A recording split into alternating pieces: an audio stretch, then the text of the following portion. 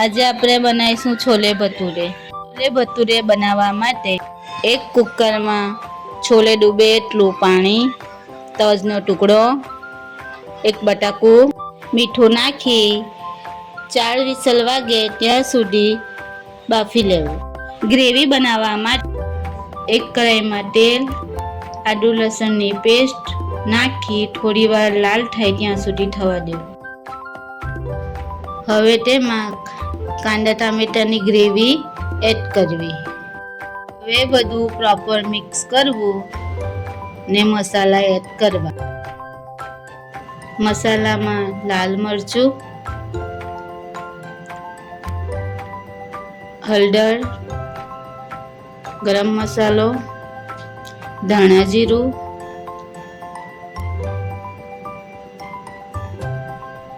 કાશ્મીરી મરચું, છોલે મસાલો, મીઠું અને બાફેલો બટાકો નાખી ગ્રેવીને થવા દેવું. બાદ થોડું પાણી ઉમેરો.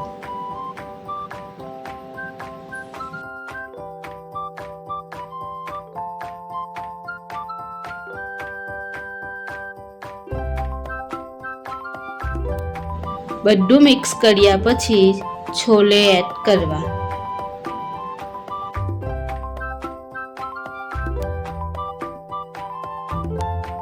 ત્યારબાદ થોડું પાણી નાખી શાકને થવા દેવું.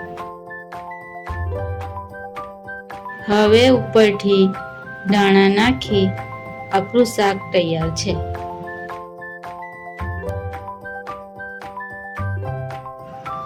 ભટુરે બનાવવા માટે 250 ગ્રામ મેદામાં તેલ, મીઠું, દહીં, ખાવાનો સોડા નાખી લોટ બાંધી લેવો.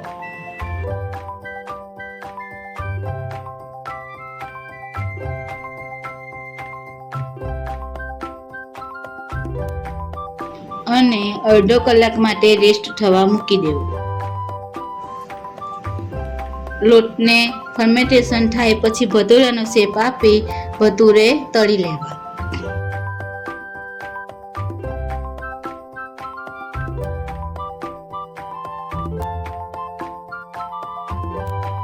આપણા છોલે ભટુરે તૈયાર છે.